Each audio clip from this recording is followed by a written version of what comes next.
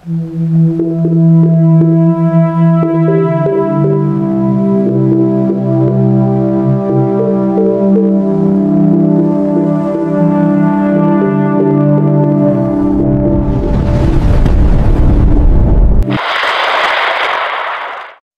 araw po sa lahat. Narito ang pinakahuling ulat tungkol sa Bagyong Paulo na patuloy nating minomonitor. Kasalukuyan, naglandfall na ang bagyo sa lalawigan ng Isabela, partikular sa Dinapigue, Cauayan City, Aurora, Santiago, Ilagan, Palanan, at Malig.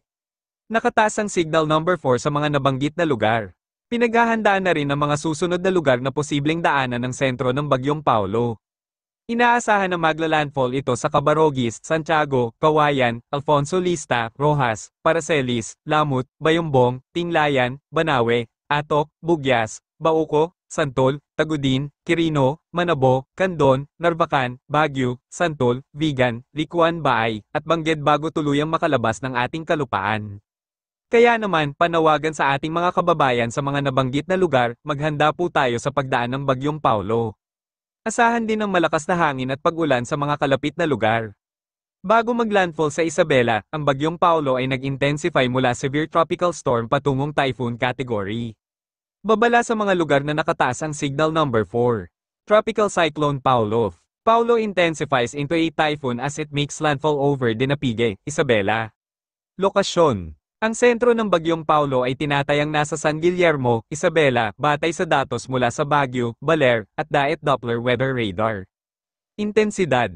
Maximum sustained winds, 130 km per hour malapit sa sentro.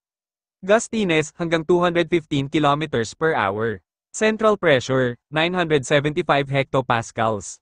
Paggalaw. Kumikilos pa kanluran-hilaga-kanluran sa bilis na 25 km per hour. Sakop ng hangin. Umaabot hanggang 350 kilometro mula sa sentro ang malakas na hangin. Signal number 4. Banta ng hangin, storm force winds. Bilis ng hangin, 118 to 184 km per hour. Posibleng epekto, malaki hanggang matinding panganib sa buhay at ari-arian.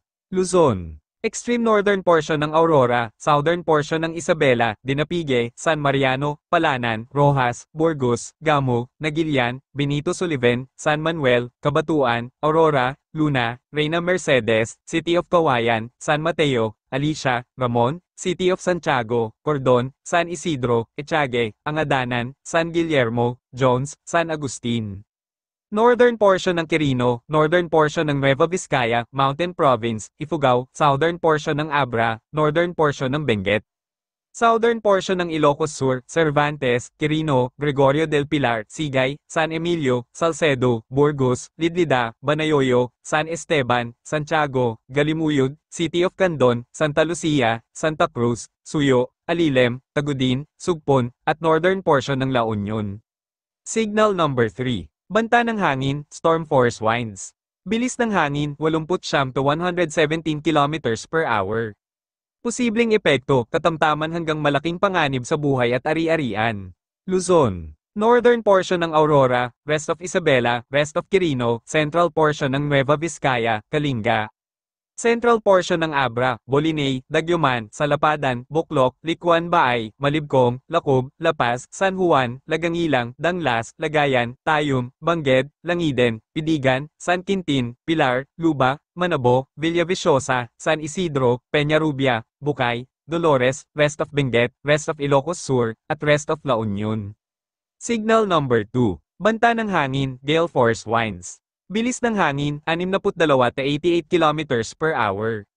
Posibleng epekto, maliit hanggang katamtamang panganib sa buhay at ari-arian. Luzon. Southern portion ng Cagayan, Peñablanca, Tuguegarao City, Solana, Igig, Tuaw, Piat, Rizal, Santo Niño, Alcala, Amulong, Enrile, Baggao, rest of Nueva Vizcaya, southern portion ng Apayao, rest of Abra, southern portion ng Ilocos Norte, Nueva Era, Badoc, Pinili, City of Batac, Paway, Curimao, Bana, Lawag City, San Nicolas, Sarat, Dingras, Solsona, Marcos, Bacara, Piddig. Northern portion ng Pangasinan, San Fabian, Sison, Pozo Rubio, Umingan, San Jacinto, Lawak, Binalonan, San Nicolas, Natividad, Tayug, San Manuel, Asingan, Santa Maria, San Quintin, Dagupan City, Mangaldan, Manawag, Bolinao, Anda, Bani, City of Alaminos, Sual, Labrador, Lingayen, Binmaley, Calasiao, Mapandan, Santa Barbara, City of Urdaneta, central portion ng Aurora, at northern portion ng Nueva Ecija. Signal number 1. Banta ng hangin, strong winds. Bilis ng hangin, 30-61 kilometers per hour. Posibleng epekto, minimal hanggang maliit na panganib sa buhay at ari-arian.